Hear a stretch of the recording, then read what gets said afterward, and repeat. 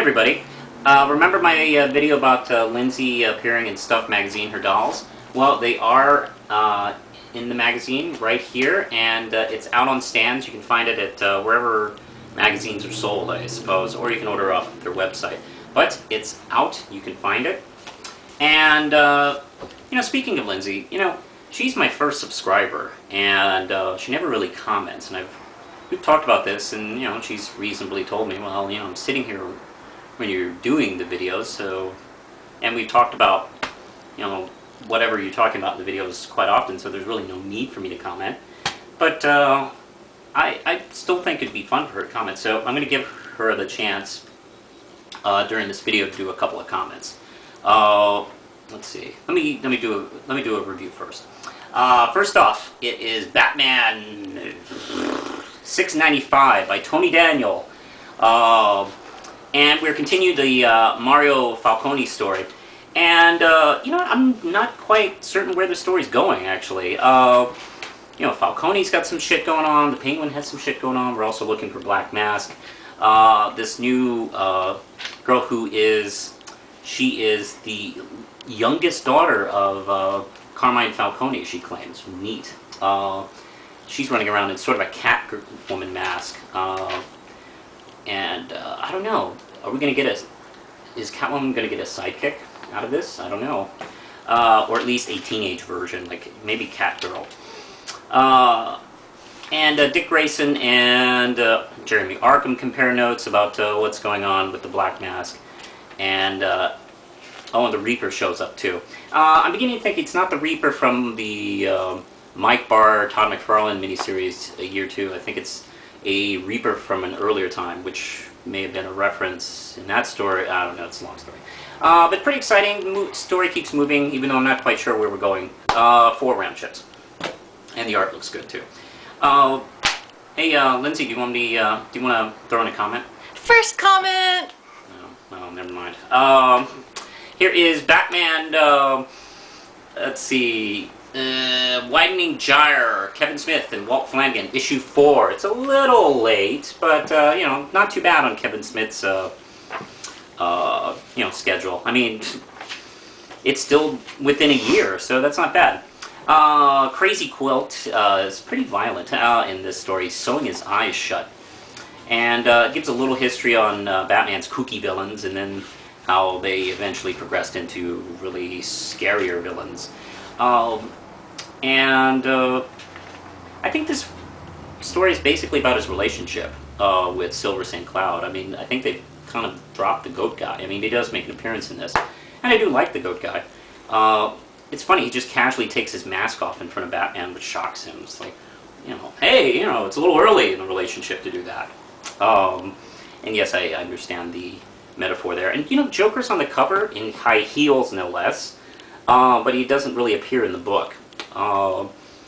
And also, Catwoman appears too in her old costume, because she remembers that Bruce once liked her dressed like that. I don't know if she, like, made her hair longer, but, you know, whatever. It's not exactly in current continuity, so, whatever. 4 round chips.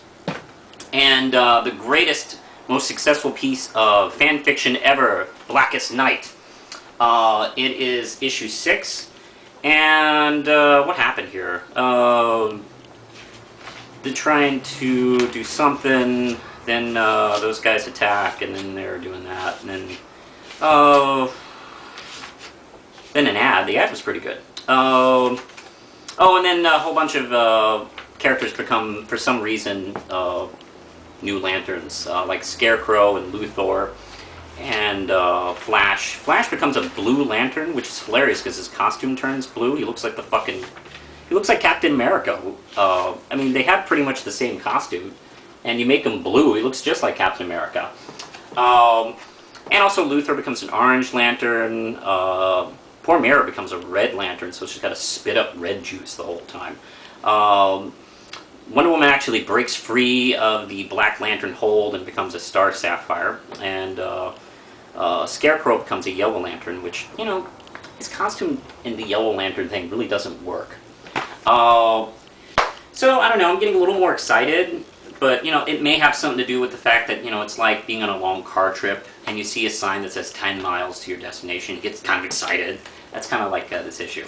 Oh, hey, what would be cool is if maybe Death from Neil Gaiman, Sandman, would show up and just stopped everything. You know, it is her jurisdiction, and these guys are screwing around with her.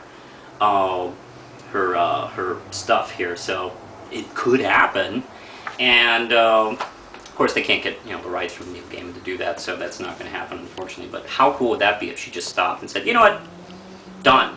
You're gone, you're gone, you're done, you're done. Black Hand, go back into the fucking ground, you know, Necron, you know, go wherever, you know, just done. She could just quickly finish this whole thing. And you know what? She does appear in the same story as a Green Lantern. Well, not the Green Lantern, but the energy from Oa appears in a Sandman story. Neil Gaiman's Endless Nights. Very cool. If you're a Green Lantern fan, you may want to check this out. But that's a side story.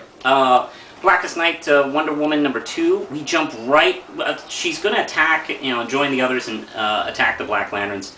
And then we go to this page, and she's already been turned into a Black Lantern, which is hilarious because her first line is, "If I were you, I'd be pretty pissed off right now." I think Greg Rucka's talking to us, the reader. This is Greg Rucka and Nicola Scott doing a pretty good turn here. Basically, Diana's point of view of what happened when she was briefly a Black Lantern. And the struggle of trying to fight it off. Not too bad. I give it 4 round chips. Siege. The beginning of the big crossover. Luthor and Loki devise a plan to attack Thor and Asgard. Because it's still hanging over, what, Nebraska or something like that. Beautiful art. This is Brian Michael Bendis and Coppell. Olivier Coppell. I'm sorry, I probably butchered that. But it's pretty much action, action, action. And of course, Steve Rogers, watching it on TV, stands up and gets pissed. So, yeah, we're going to see some action next issue. And meanwhile, Tony Stark's kind of knocked out. And really cool stuff here. I mean, really moving on. So we'll see what's going on. It's only a 4-issue miniseries, so we'll see what happens at the end of this. I'm not even sure, are we really going to see the end of the Dark Adventures? Probably not. It's an ongoing series, so they'll probably just keep it going. And the last issue is Buffy. It's not part of Retreat, it's called Turbulence. It's written by Josh Whedon himself and drawn by the same artist, Genty. And excellent. The dialogue is perfect. Buffy picks up a superpower of flight. We're fighting the goddesses, and holy crap, great fight with the goddesses at the end, and some terrific dialogue. And it's Whedon dialogue. I mean, there's no missing it. And you know, to be honest, I kind of missed it. I mean, you know, they've done some pretty good work, you know, some of his other writers, but boy, you know, it's just good to hear these characters speak with his writing. This is 5 round chips. I loved it a lot. This is probably my favorite of the batch right here. And I think that's it. Unless, Lindsay, do you have another comment you want to try? Great movie! You can watch it for free at moviespam.com! Push the button, Lindsay.